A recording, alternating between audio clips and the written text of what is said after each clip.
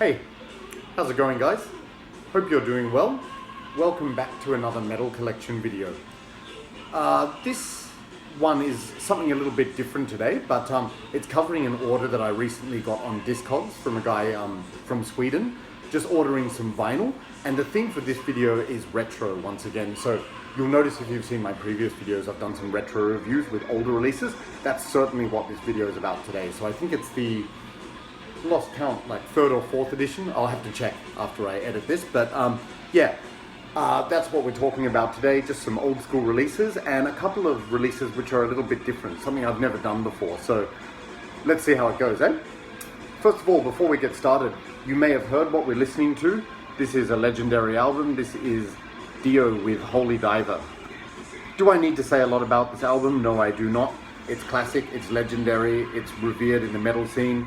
Ronnie James Dio was a legend, is a legend, his legend lives on. Former vocalist of various bands including Black Sabbath, Rainbow. He formed this band after that, and so he's renowned for his work in quite a few bands.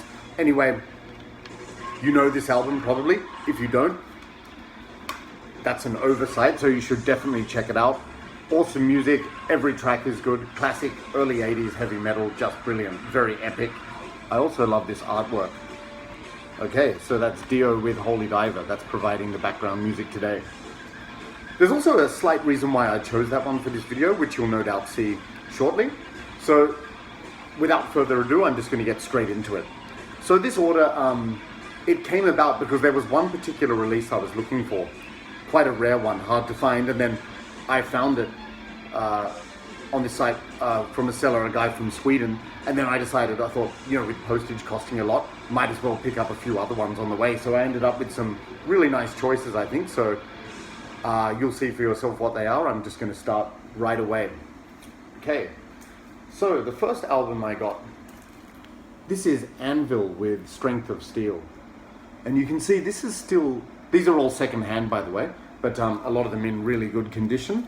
So you can see here, it's still in its shrink wrap, but I thought that added some charm to it because obviously this is in the original format. You've got the old hype sticker here from, I don't know when this was. I don't think it was a re-release, so maybe even the 1980s. You never know. But as I said, I've got bad eyesight, so I'm not going to read this hype sticker because the writing is microscopic, but I have a lot to say about it myself anyway. So ANVIL, they are, of course, a very famous Canadian heavy metal band. I've spoken about them. In fact, in my very first video on this channel after the intro, I spoke about them. They are a band which is sort of revered as legendary within the metal scene and also underrated. They gained a lot of popularity and recognition after they released that film, The Story of Anvil. But having said that, I still feel they don't get enough credit regardless. Like, I think this band is extremely underrated, classic, legendary, and I'm going to elaborate on that a bit today. So this album came out in 1987 after the first 3 albums by then, which were considered as legendary, namely Hard and Heavy, sorry, I can't remember the order, Hard and Heavy, Metal on Metal, and Forged in Fire. Yeah, so I'm sorry if I have the order wrong. Anyway, this is the 4th one, I believe, and it's just absolutely brilliant. So if you've never heard ANVIL before, it's sort of classic heavy metal. They were said to have influenced a lot of thrash bands, such as numerous ones in the Big Four, who gave them a lot of credit. But I really think they have a unique style of playing, and the vocals are unique. They're just a fantastic band in every respect, and I seem to just like them more and more. So anyway, this album, just brilliant from beginning to end. So many good songs on this. In fact, the highlight tracks is nearly all of them to me. First of all, the title track, you know the song Strength of Steel, just so atmospheric and heavy, amazing. Concrete Jungle, the second track, that's got this really heavy, mean riff at the pre-chorus and sort of like echoing atmospheric chorus. And I can relate to that song because I live in a concrete jungle myself. So that's cool. Also, track 3, 925, Jesus Christ. That track is almost too catchy for its own good. Just the thread and the hook in that song, like you can't help but sing along, and then it stays in a loop inside your head, seriously. Then another one of my favorite tracks, Flight of the Bumblebeast. that's an instrumental track, and it's very thrashy, like old Megadeth musically. And also the guitar solos in that sound a little bit like the solos in the Kiss song I've Had Enough, Into the Fire, which for those who don't know is from the Kiss Animalize album from 1984. Very underrated Kiss album, by the way. And you just those kind of like really blistering, angry guitar solos, like screechy. And it's quite ironic because this song is called Flight of the Bumblebee, and Gene Simmons always criticized the guitarist for the Animalize album, Mark St. John, as his guitar solos sounding like an angry bee. So like here the song's actually called Flight of the Bumblebee, so it invokes that kind of image in your mind. But anyway, really good. One of my favorite tracks on the album, Cut Loose, just a super catchy riff and a chorus that you just want to sing along to, and I always do. Flipping over to side 2, you've got Mad Dog. That's just an awesome heavy riff and a really catchy chorus. Again, another one you're going to be singing along to for sure. Then also Straight Between the Eyes. That's one, you see, Lips is the main vocalist in this band, but Dave Allison, he occasionally sings lead vocals on some tracks, so he sings it on Straight Between the Eyes. That song is just amazing. It's just got a very catchy, syncopated vocal melody, like da da da da da da da da da da, and like you're just singing along. And then the pre-chorus has got this awesome heavy breakdown, and it's just really catchy. So another awesome song. Kiss of Death towards the end, like the last couple of songs where they become really sort of epic metal. So Kiss of Death is epic and heavy, and then the last track, Paper General. That is the perfect closing song. It's just got this melancholic melody and this atmosphere of closure and finality, which I love. So absolutely amazing album. Love this band, and this one you should definitely check it out if you haven't. Have a look at the back picture here, so 1980s. Lips in his bondage get up there, and check out Rob's sick red leather jacket. That is awesome. I love it. I would buy that jacket if I could. So anything else about this record? Oh yeah, so it comes with an insert like collage. You've got the lyrics here, but you don't really need the lyric sheet because they sing clearly, and just plain black vinyl, traditional kind of labels. Yeah. So I always find like in the documentary about Anvil, like Tom Araya from Slayer, he said like Anvil were thrash, which they were kind of thrashy, definitely are kind of thrashy, but they sort of combined that with a sort of like hard rock and roll sensibility. So that's what that crossover makes for a lot of fun. So anyway, definitely check this out. Awesome album. That's Anvil with Strength of Steel. Okay. Coming up next, another legendary album, which I don't need to talk about much. This is, of course, Black Sabbath with Mob Rules. It's quite funny, before I decided to film this today, I noticed that today, actually this very day, marks the anniversary of the release of this album. So very fitting that I'm talking about it. So again, that's why I chose Dio as the background music, because this was the era of Black Sabbath when Ronnie James Dio was the lead vocalist. After Ozzy departing the band, and there had been a Heaven and Hell came before this, but yeah, this one is just one of my favorites. Like I like all Ozzy Black Sabbath, or most of it anyway, from the early days, and like the Dio albums are just awesome, but this would have to be my favorite of those Black Sabbath albums. So this album, again, needs no introduction. The band took a kind of different musical direction. Like they were still heavy and doom-laden and just hard as nails basically, but the fact that they had a singer with a completely different personality, different voice, it brought a different character to the band, and I like them both, by the way. So you've got titles on the back here. One thing which is extremely fucking annoying is I don't know why they do this on LP jackets, but they mix all the track titles around so they're not in sequential order. Why would you do that? You just want to confuse someone or annoy them? It's like Rotting Christ always do that on their albums too, like they always mix up the tracks by name, so it just adds to confusion. But luckily with this band, the tracks stand out clearly. You can tell from the choruses what the songs are anyway. But this album, most of you know it, I'm sure. If you haven't checked it out, definitely should.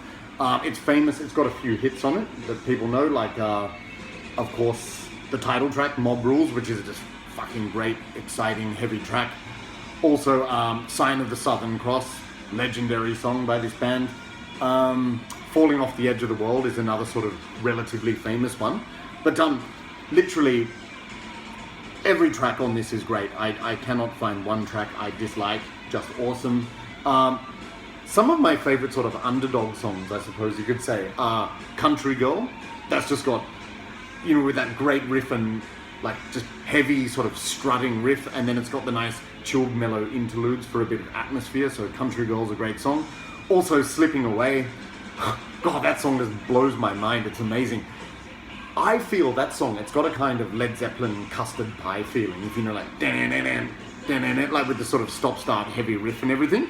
And just so many awesome riffs. Shout out on that song. Like it's just really so good. And also great vocal melodies on the chorus.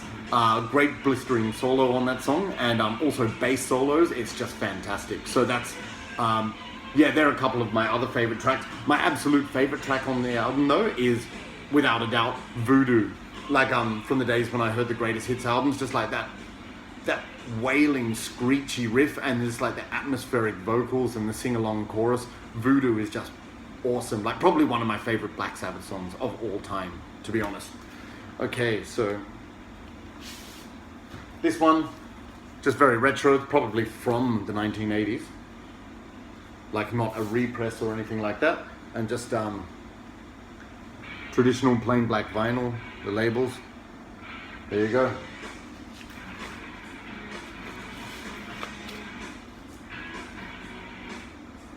And speaking of great albums, the one playing now, there's not a bad track too, so that's why I'm rocking out to it a bit. Yep, so anyway, happy anniversary to this awesome album. You all know it probably. If you don't, check it out. This is Black Sabbath with Mob Rules. Okay, so thirsty work. Cheers. Drinking something different today. This is copper craft beer. So they say natural copper color, roasted GABA rice. Not bad, I like it, it's quite heavy. Okay, so this is the part of the video where it's going to get different. I've never done this before actually, but I'm going to talk about some non-metal records which I bought. So I don't intend to offend the metal community, but I would just like to make this clear. My only rule about music is that it has to be good for me to listen to it. So yes, I admit that the vast majority of music that I listen to, like 90%, would be hard rock and heavy metal, or metal-related genres. But I also like various other genres, certain releases. And I think that's important because it just adds color to your musical experience to, you know, to listen to different things. But I really enjoy them. And by the way, watching some other channels, two channels which I really enjoy, namely the Death Doom Metalhead, that's Liam from England, and also Mark G with a C, also from England. I've seen a couple of their recent videos where they've showed non-metal albums, and I thought that's really interesting because I can relate to that. I don't just listen to metal all the time, maybe just 90% of the time. But anyway, like some retro music, especially 80s music. In the 80s and 70s, there was such great quality music from so many genres, so I'm going to show some ones which I enjoy. So we'll see how that goes. By the way, if you haven't checked out those channels, you definitely should because they're really good and great guys who present them. So that's Liam from the Death Doom Metalhead and also Mark G with a C. So having said that, I'm going to go to my two non-metal albums now. Well, this first one, it's not actually an album, it's a single. It's going to raise some eyebrows, I'm sure. This is John Farnham with Break the Ice. There you go. So this is actually a single rather than an album. So, two possible reactions. Some of you are probably thinking, what the hell? The other people are probably thinking, who's John Farnham? So, if you don't know, John Farnham, he is a British-Australian pop rock singer. So, born in England, but he moved to Australia when he was about 10 years old, emigrated there. And he formed a very successful career, musical career in Australia, like starting out in the 1970s, but he achieved massive fame in the 80s with two albums he released. One was called Whispering Jack, the other one was called Age of Reason, and then he released another one in the early 90s which I think was called Chain Reaction. But all sort of pop rock albums, but there is like elements of rock to it definitely, but just sort of pop, a little bit poppy and radio friendly. But if you haven't heard him, he's got an amazing voice. And incidentally, this might appease some people, he's been covered by a couple of metal artists. So the power metal band Blind Guardian covered his song called You're the Voice, which was one of his biggest smash hits ever, like very epic song, so you can see why a power metal band would do that. And also when I saw Def Leppard in Sydney about 9 years ago, the band Heart opened for Def Leppard, and they also did a cover of You're the Voice. So some metal bands, you know, take some influence from John Farnham. Like, he's got an amazing, powerful voice. But anyway, this song, Break the Ice, this isn't from an album. It was actually featured in a 1980s movie called Rad. Children of the 80s may know it. Like, 80s was when I was growing up. BMX, the sport of BMX was very popular at the time, and Rad was a movie about a BMX race, basically. But John Farnham performed 3 songs for that soundtrack. So Break the Ice, Thunder in Your Heart, I think, and the love theme from Rad. But like 3, so like he didn't actually write the songs, but he performed them. But anyway, this single's sort of a nostalgia trip for me. Like it's pop rock, but very synth oriented, and it's got some elements like electric guitar. It's a little bit heavy, so it's sort of like a lot of rock music in the 80s. It was sort of MTV hard rock oriented a little bit, but a lot of synthesizers, but very catchy. Like, this song Break the Ice is just awesome. If you can bring yourself to do it, I just implore you to check out the song, see how amazing his voice is. For me, I bought this because it's kind of a nostalgia trip. It reminds me of the movie, but I actually really like the song. It's amazing. The same with the other 2 tracks he did for that movie. So there you go. So if you've got to spare a couple of minutes after this, check this song out and tell me what you think. But when Rad, the movie, was recently released on Blu-ray, re-released on Blu-ray, and I saw a lot of people posting this on Instagram, and I thought, oh, that's mad, you can actually buy this. So I tracked it down from this guy from Sweden. So this was the raison d'etre for the Discogs order, and then I bought all these other albums in the process. Anyway, so you can see here, this is a German pressing. It says Erste Auflage in farbigen Vinyl, so first pressing in colored vinyl. And what I really like about it, it comes on this really nice splatter, grey, black and white vinyl. So it features 3 tracks. It's got the single Break the Ice, which, as I said, is just an amazing song. And then 2 other previous unreleased tracks called The Quiet Ones You Gotta Watch and Nothing's Gonna Stand in Our Way. The Quiet Ones You Gotta Watch is extremely catchy. Again, synth-driven 80s rock music, just great.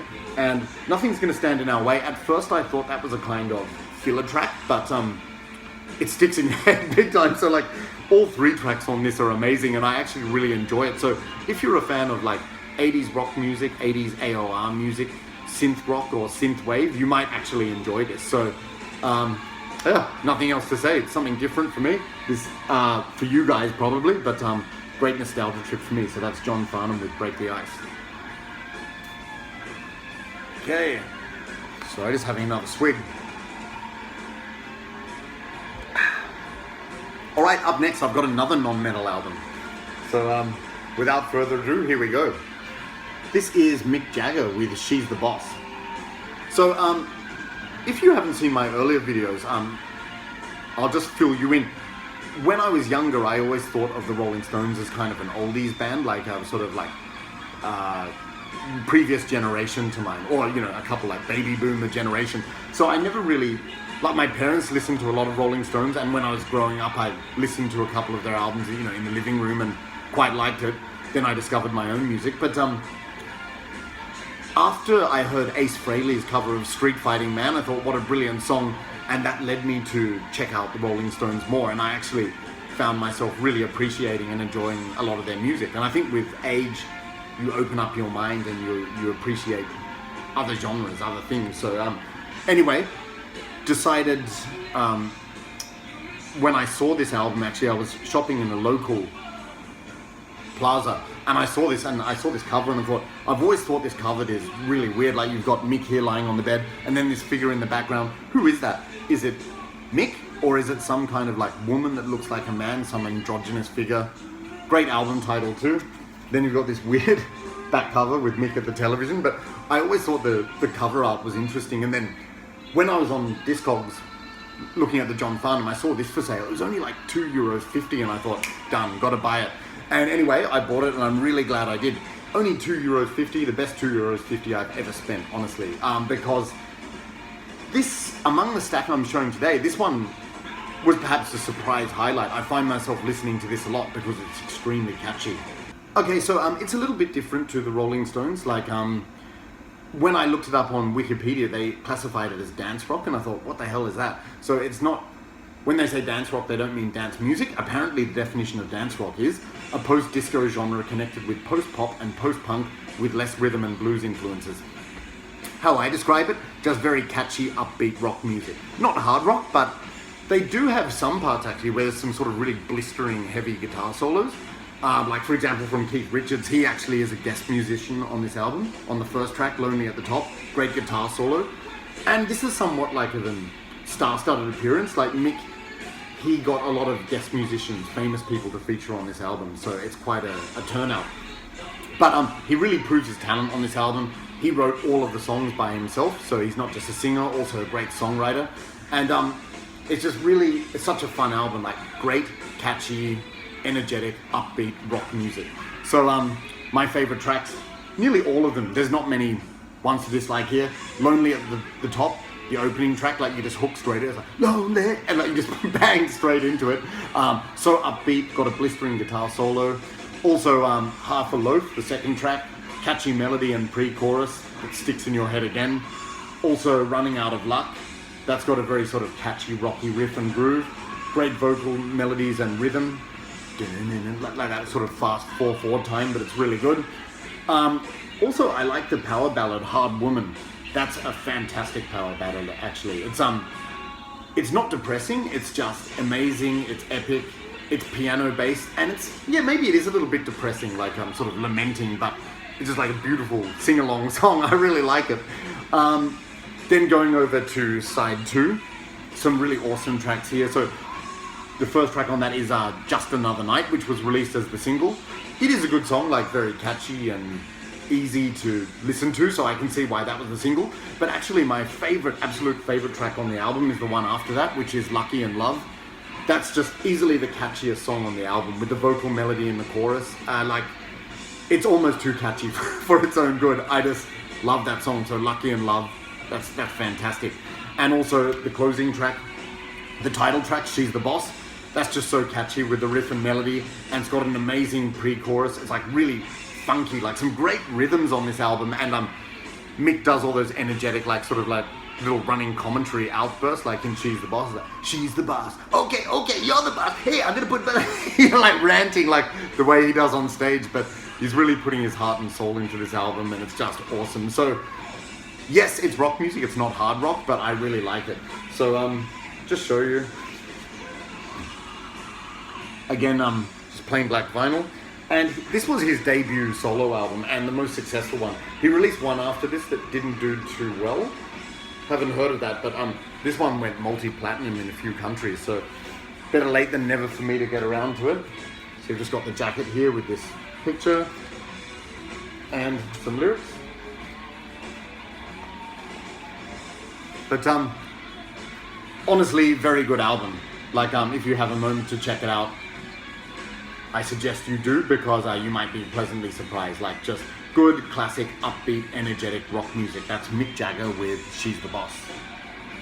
Okay, you're the boss. Okay. All right, so returning to metal now, if people have been offended too much. All right, so going back, for those who feel they need to be cleansed a bit, we're going back to some classic heavy metal now. This is Saxon with The Power and the Glory. Alrighty, so first of all, pretty horrible album cover. Like this artwork is not very good at all, but I do like the colors on it. It's a bit different to sort of like the typical heavy metal album covers you see.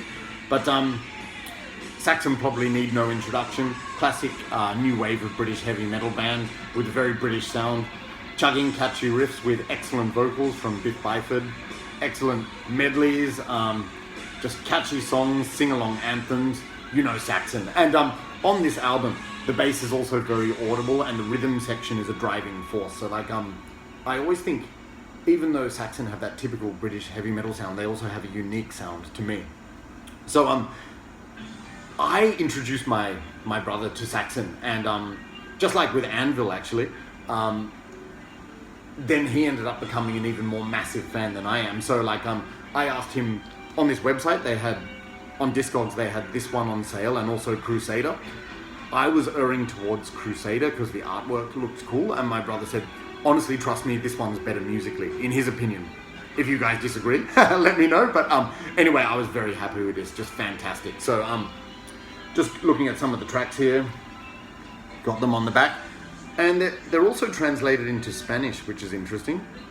But yeah, so the title track, Power and the Glory, and also the second track, Red Line, just classic, solid Saxon. Like, think of the style they played on Wheels of Steel, albums like that. Basically, yeah, the same formula, but never lets you down. Like Power and the Glory, like just that call to battle, the opening track, like just straight away, I'm going to enjoy the next 5 minutes. You know, it's awesome. And then one of my favorite tracks actually is track 3, Warrior. Like that's just got such a catchy sing-along chorus in the rhythm. You're like, warrior king, warrior soul. Like, you'll know what I mean if you hear it. I can't sing it melodically, but just a really great rhythm on that chorus, so love that. Then you've got the closing track for side 1, Nightmare. That's got a swinging rhythm and excellent atmosphere with the clean guitars and the lead vocal melodies. This song, Nightmares, has a really reflective and melancholic atmosphere, but it's also very beautiful. It just, to me, it sounds so British, like that British heavy metal sound, the atmosphere of England. Maybe you can relate if you hear that song, but Nightmare, just like a brilliant, diverse, textured British heavy metal. I just love that. Okay, then looking at side 2. Side 2 opens with This Town Rocks, you know, and it starts with the announcement, does this town know how to rock? And at first I thought that was very cliched.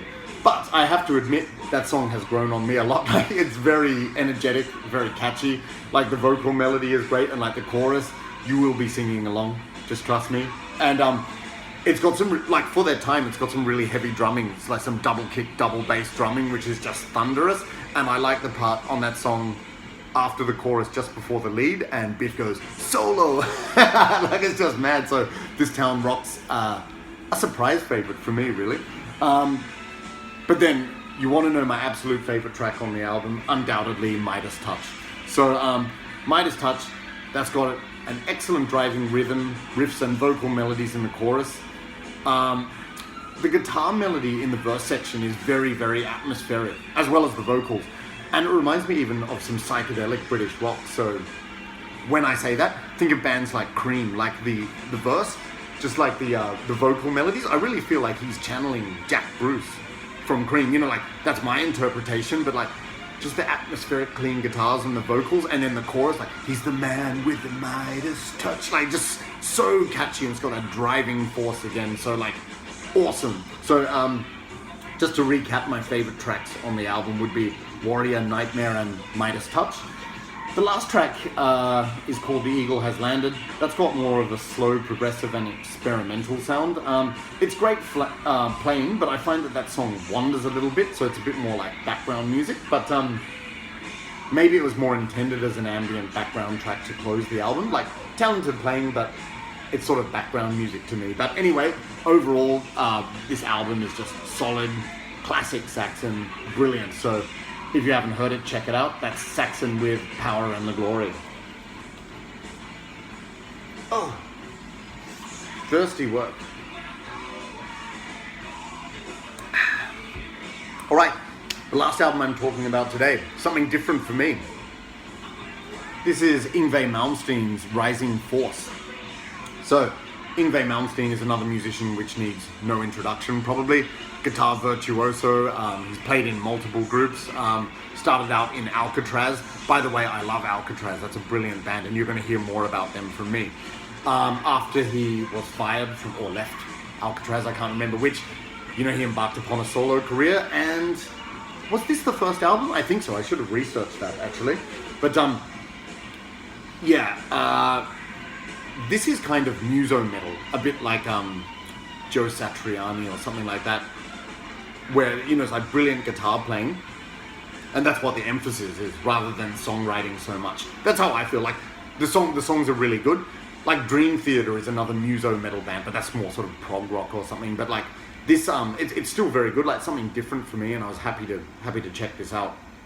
I liked his work in Alcatraz, and then when I saw the Sam Dunn documentary on power metal, I saw the interview with Yngwie, and yes, like they say in that, he's aware of his legendness, but I think he's just like a charismatic, cool guy, like the way he talks, and like when he's talking about his over-the-top playing, and he goes, "Oh, everybody always says less is more. How is that? More is more." And it just cracks me up. So like,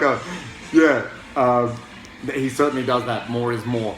But it's not just this album, as you can imagine, features a lot of epic, blistering guitar solos, like really showcasing that like virtuosic guitar playing.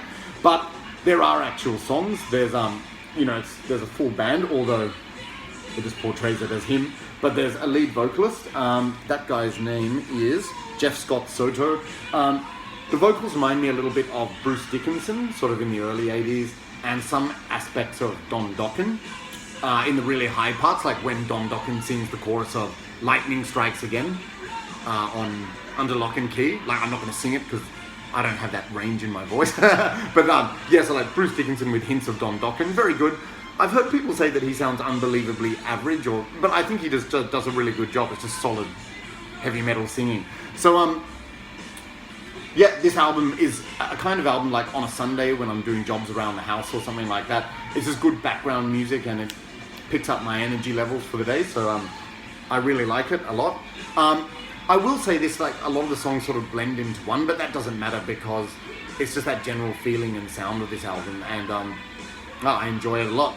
So some of my favorite tracks are Don't Let It End, brilliant guitar solo in that. Well, that probably applies to all tracks. Also Disciples of Hell, that's atmospheric and dramatic. Probably my favorite track on the album is I'm a Viking. Paying tribute to his Scandinavian heritage. That's just very heavy, catchy and anthemic, brilliant song. Anguish and Fear has some fast galloping riffing, shredding guitar solo, and keyboards and guitar solo trade-off. So that's the other thing. This has got the famous keyboardist Jens Johansson. So they were famous, you know, that duo, Yngwie and Jens. They would do these incredibly intricate solo trade-offs, like Yngwie playing a blistering, super fast guitar solo, and then Jens responding with a super fast keyboard solo. So that interplay is a lot of fun. Like they're like outdoing each other, or competing to outdo each other, but it sounds awesome. And on that song, Anguish and Fear, it's just got a catchy vocal melody in the chorus. Like you'll know what I mean. I'm not going to sing it because I can't sing for shit. What's another one I like? Out on the Run Again. Just that's got such a rocking riff. It opens with a blistering guitar solo to immediately catch your attention. It's great, but the riffing is just awesome. Also, the final track, Marching Out, that's just got a nice atmospheric feeling with some clean guitars. So a nice sort of soft closure for the album. Anyway, show you this. So you got the jacket with Yngwie here, and also the lyrics here. Incidentally, today is not only the anniversary of Black Sabbath's Mob Rules, it was also the anniversary of another Yngwie Malmsteen album. Not this one though, but so also I find it's kind of fitting that I'm showing this one today. But anyway, I'm a bit of a latecomer with Yngwie, but I really do appreciate his music, and it's something different for me. So I would say if you haven't heard it before, it's at least worth checking out, and you might really enjoy it. So that's Yngwie Malmsteen with Rising Force. Wow. So I was a bit concerned about how long I would take with this video, but it seems to have turned out, quite well in terms of time. So thanks for sticking around if you've managed to watch this entire video, and don't forget to please like, add a comment. I'm always interested in discussion with viewers, and let me know what you think about these albums, or tell me your favorite albums by those artists. If you're new and you enjoyed this video, please subscribe. I'd really appreciate it. And as I always say, I'm willing to take requests from people about video ideas. On that note, my next video, I'm responding to someone's request. A good friend of mine, I'm not going to really disclose too much now, requested a particular theme, so that's what's going to be in the next one. Something fresh, something new. So, and that's going back to more extreme metal, if that's more your kind of thing. So good news for you. But that's all I'll say about it for now. I don't know when the next video is going to come out, but I'm trying to increase the pace, even though things are busy at the moment. So please bear with me, and I'll have the next one out soon. Cheers. I hope you have a great weekend, and keep watching. Thanks again for your support, and I'll see you in the next video. Cheers.